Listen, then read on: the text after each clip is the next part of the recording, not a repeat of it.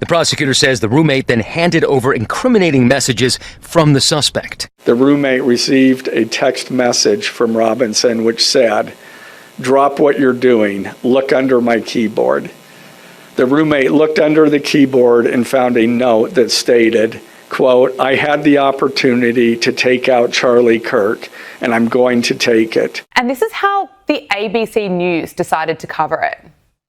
We have seen an alleged murder with such specific text messages about the alleged murder weapon, where it was hidden, how it was placed, what was on it, but also it was very touching in a way that I think many of us didn't expect. I got nightmares in my head, I fear thoughts build up until I can't. My mind fills up into a creature, and it haunts me somewhere much deeper. I got nightmares in my head. A very intimate portrait into this relationship between the suspect's roommate and the suspect himself, with him repeatedly calling his roommate who is transitioning, calling him my love, and I want to protect you, my love. So it was this duality. When Charlie Kirk's murder trial is underway, it'll be up to the prosecution to prove their case. But their best evidence may turn out to be their worst, even their Achilles heel. A growing tide of skepticism is sweeping America, with even prominent voices expressing doubts about the authenticity of the confession texts. Are prosecutors going to be able to convince an impartial jury that these texts are real? According to an article in Al Jazeera, some have outright claimed that the texts in which Robinson appears to confess to killing Kirk have been fabricated by authorities. Many of the posts suggested that the language and the tone of the exchanges did not match someone of Robinson's age. Note, they don't say did not match Robinson, but who they assume to be someone of Robinson's sort of type. And the account of the shooting was too forthcoming and detailed to be believable. Now, Robinson's account of what he did at the intersection was also pretty forthcoming.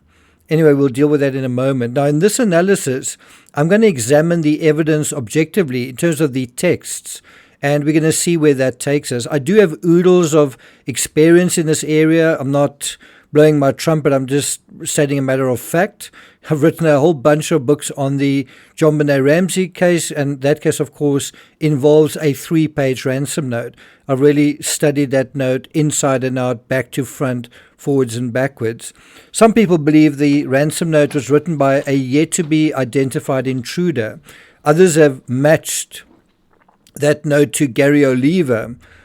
Others suspect that JonBenet's mother, Patsy, disguised her handwriting and forged a fake ransom note. Even after JonBenet was found inside the house, the belief that she had still been kidnapped and that the note was real persisted. And so real mystery surrounds its authenticity to this day. And so that is an excellent grounding from which to approach this particular note. There shouldn't be much mystery in terms of the Ramsey case, but there is. In the same way, there shouldn't be much mystery in terms of the authenticity of this note, but there is. In this analysis, I'll be making a few comparisons to the work, to the research that I did on the Ramsey note, and see what's applicable and what isn't in this case. Worth playing for? Yeah. But before we get to that, if you haven't subscribed to the channel, please do. Welcome to the many hundreds, I think thousands of you who have subscribed recently. If you still not sure about me, let's maybe put my bio up on screen. Meanwhile, also thanks very much to Tamara Wallace for your super thanks. Also, a big thanks to Klaus, who I think is somewhere in Europe, in the European Union. And then finally to Curti Pie, thank you very much for that. Every little bit counts. If you want to see your name in lights, your name on screen, come on, now's your chance. Do hit the thanks button. I do have some pretty interesting content coming along to do with social media in this case, also to do with nihilism in this case, which I think some of you will find quite interesting. I certainly got a lot out of it when I researched it. Here's a teaser. Just have a look at this picture. This sort of dystopian picture of the cash cow, with the cash cow being social media.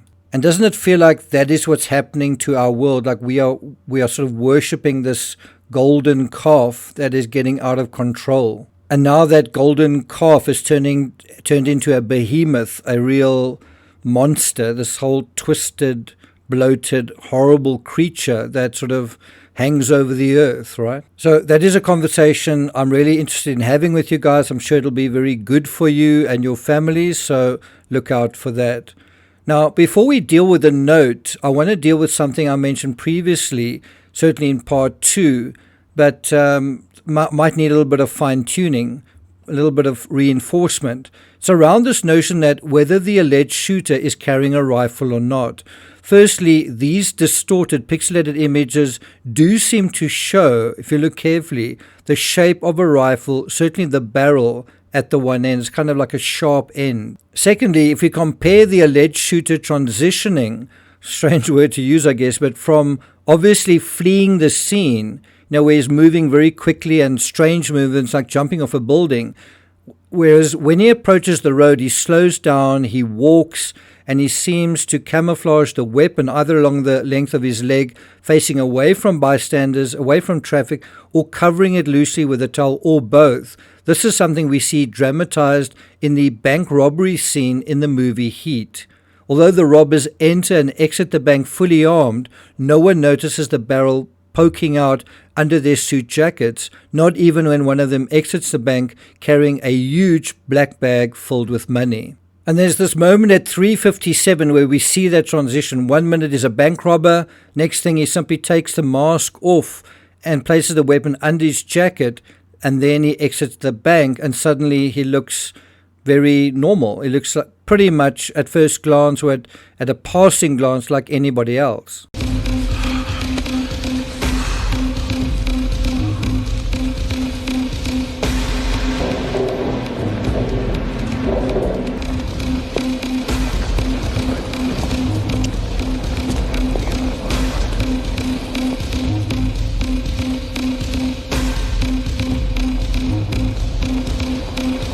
And you'll notice a very simple part of that disguise is simply putting on glasses, which we also have in this case. So if you want my opinion, yes, he is carrying a rifle. He also appears to be carrying a towel. That's actually the more important aspect.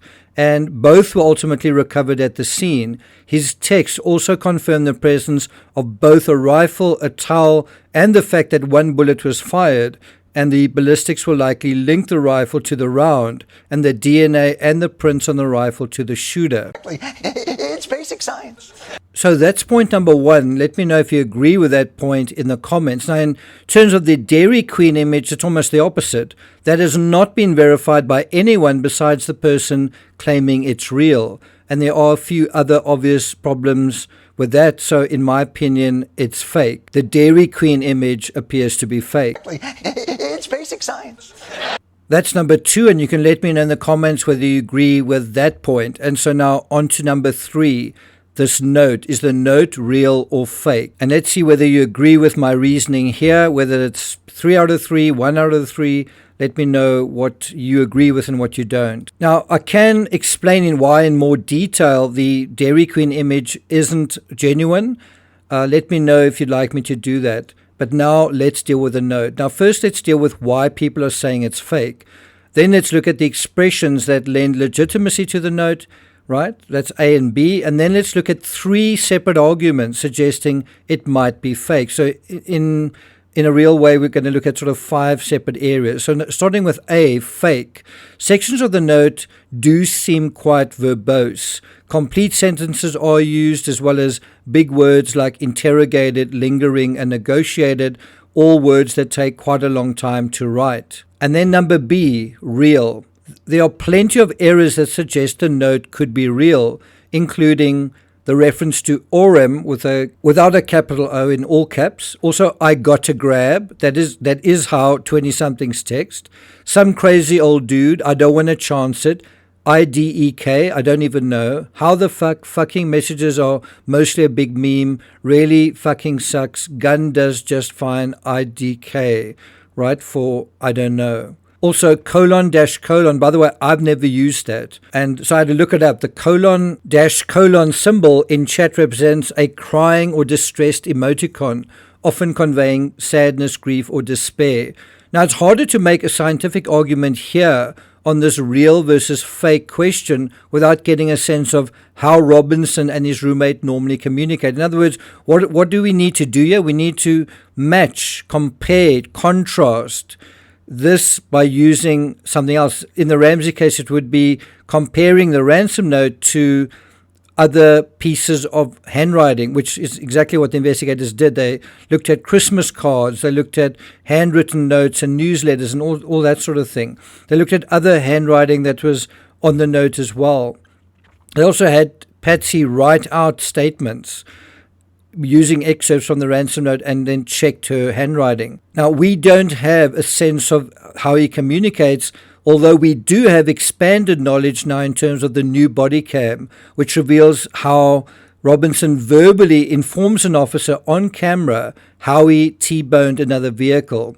Now, remember what was said, that the account of the shooting in the text is too forthcoming and detailed to be believable. Well, this is exactly what happens in this incident.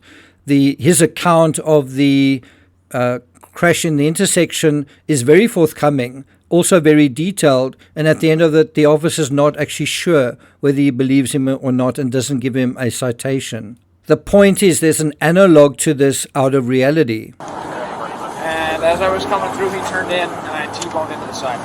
Okay. Do you think most 20-year-olds refer to a crossing or a junction as an intersection?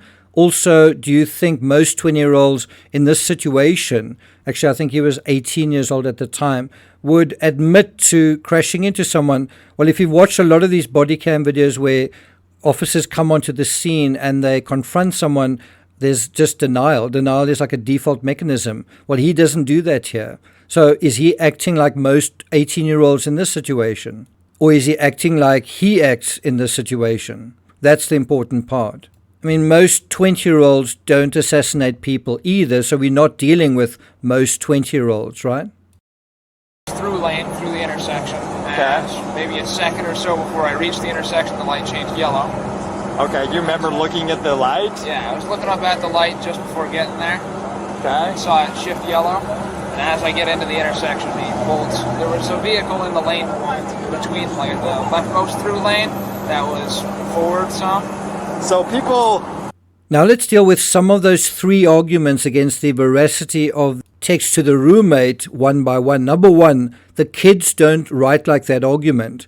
According to Al Jazeera, on the other side of the political spectrum, Majid Padelin, a progressive influencer who goes by Brooklyn Dad Defiant on social media, said he did not believe for 1 second that the text had been written by Robinson. I don't know him personally, but I know that no 22-year-old writes text messages like this, Padelin said on X. This feels like that Steve Buscemi skateboard meme, "How do you do, fellow kids?" Well, let me ask you, do 22-year-old kids write messages like this?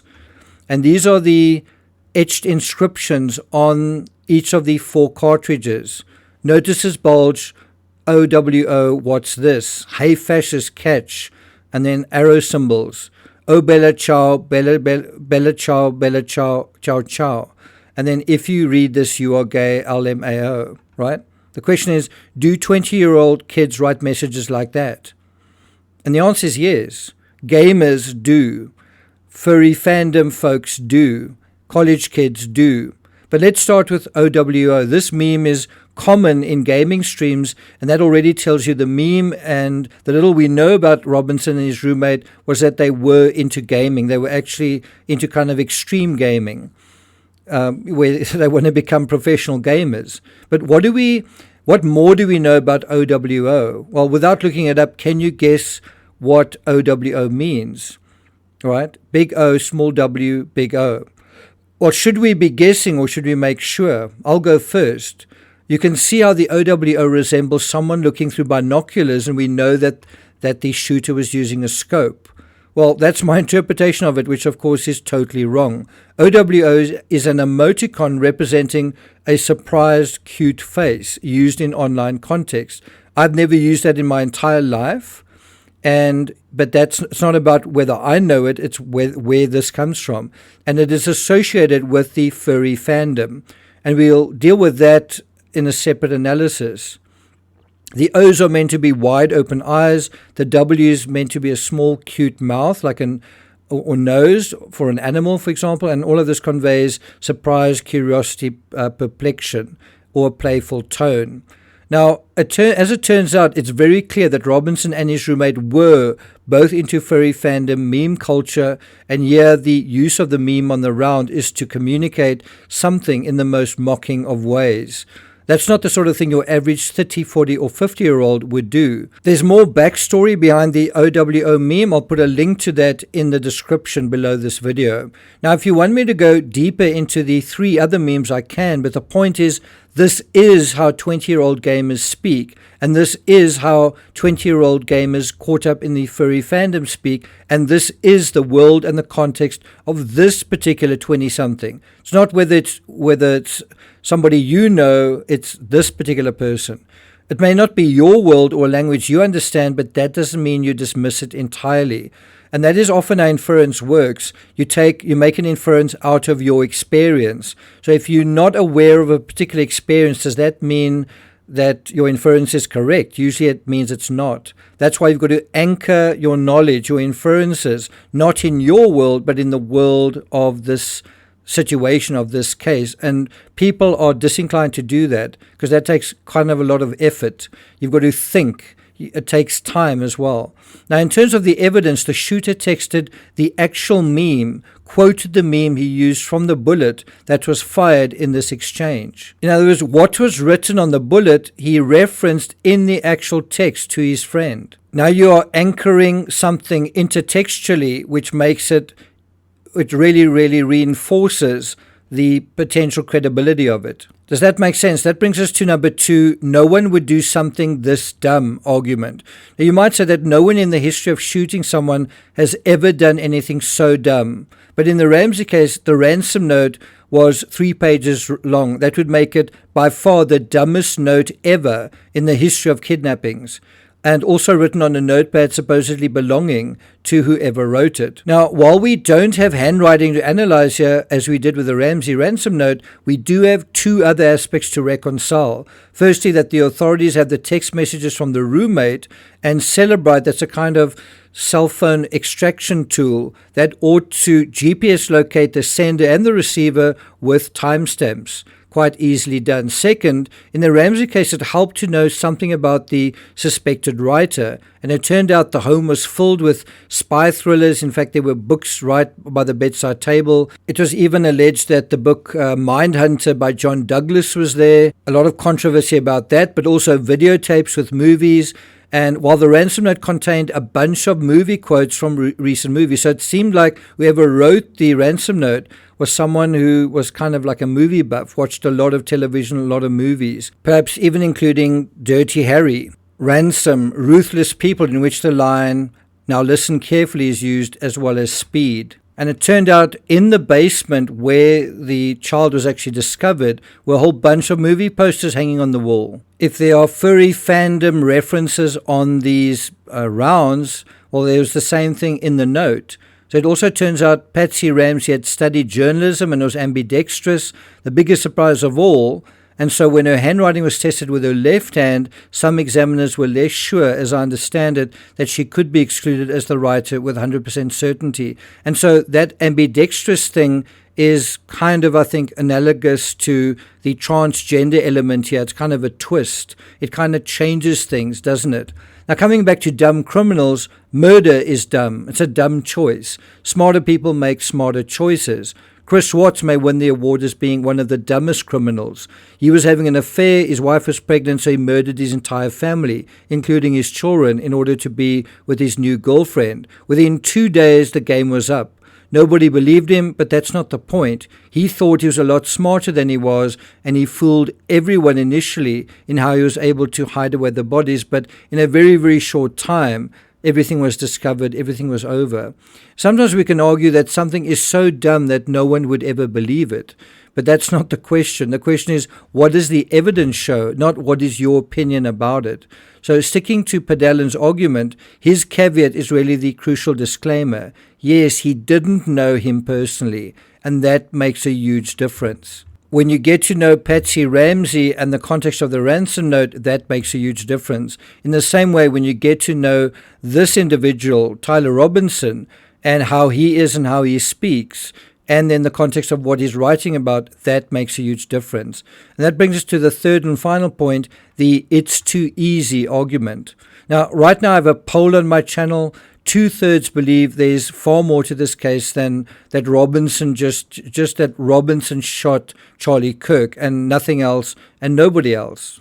After almost 4,000 votes, about 39% believe that it was an elaborate strategy from one side, and if you include the elaborate strategy from the other side, well, that is over 50%. That means more than half of people believe this was a conspiracy involving big forces and some big plot going on here. And I would argue those who believe that because the forces around them make them infer that. In other words, that's what they understand, that's what they see around them, that's their experience, so that is what they see. And so believing is seeing in this case, but that's not what the facts support. I do have to add, intuitively, the 2/3 aren't wrong. In the same way that one could say there was more to John Bonet's death than meets the eye, they're right.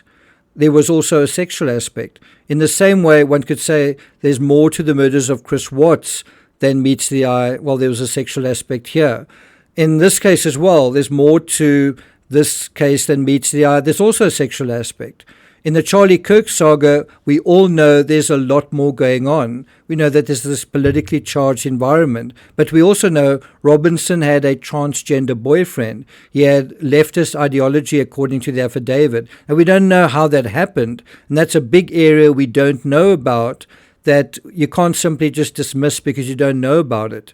In other words, you've got to be anchored in the reality, his reality, not your reality. Certainly if you want to try and understand, not to rationalize, but simply to put together, to assemble the criminal psychology going on here. Charlie Kirk was a conservative during a tense time in America. So yes, there is a bit more to it than that. He wasn't just assassinated in a vacuum. But the question is, what evidence is there that someone else murdered or conspired in this case? Now, if you say the texts are just too simple, let me ask you, if someone texted you and said they had murdered someone, let's hope you never get a text like that, how would you respond? And if someone else that didn't know you read your texts expressing disbelief, would you expect them to believe you? Now, I mean, how is anyone supposed to respond to being told someone has just killed someone? I mean, we actually see that in the Chris Watts case, where he is in this cubicle and he literally tells his father what he's done. And how does his father respond? Now, if this is the wrong response, not genuine, can you script one that is more believable? Now, I said there were going to be 3 arguments. Here's a bonus argument. Number 4, the there had to be someone else argument. Now, according to Al Jazeera, Matt Walsh, a right-wing commentator and podcast host with millions of followers on X and YouTube, suggested the exchanges had been scripted to absolve Robinson's transgender partner of any involvement in the shooting. So someone feels like he must be involved, and so this is done to make it look like he's innocent. And so they say this feels like a strategy they cooked up from watching too much TV. Now, the opinion here seems to be, if I understand it correctly, Walsh believes Robinson is the shooter, but surely he can't be the only one. He couldn't have acted alone, and that his transgender partner should fry with him. In the Chris Watts case, there's also a sense that Chris Watts confessing impassively and meekly to his horrendous crimes just wasn't enough. People believed there had to be more to it than that. The mistress must have been involved. And of course, she was involved in a sense, but they wanted her to be involved in the murders as well. Well, wanting something to be true and believing something to be true doesn't mean there's any evidence to support it. Seeing is believing, they say, but actually it's the opposite. Believing is seeing. And that is how we explain why people are thinking about this way, the way that they are. But it's not reality. It's feelings and beliefs trumping evidence. Certainly what is known so far. So if you say you don't believe the evidence is evidence, that's a totally separate argument. Then you can say that about anything. Then evidence isn't required to prove a case, just strong feelings. But that is not how the law works. That is how conspiracy theories work, where you say, well, if evidence isn't required to prove something, just me believing in it, well, that is a conspiracy theory by definition. Now, in conclusion, just like the Ramsey ransom note, once John Bonet was found inside the house, the obvious assumption ought to have been that there was no kidnapper, no ransom, and no ransom note. Meanwhile, in this case, the CCTV, the DNA, the verified text messages, all of that should be more than enough to accept that things are as they appear. So why don't we? But, as you well know, appearances can be deceiving, which brings me back to the reason why we're here. Most of us, when we are deceived by appearances, still accept what we see because we're inclined to think, well, what we see is the way something is. And that is why I try to show you, using those sketches, that often what we see isn't actually accurate. And so what is the antidote to this? Critical thinking. And why is it that things appear different? Well, that's going to be the subject of our next analysis, not whether conspiracies are right or wrong, but why we are so susceptible to them. Well, I really hope you found this analysis worthwhile. It took quite a long time to put together. Please show your appreciation if you have found it worthwhile. Thank you for listening, and I'll see you guys next time.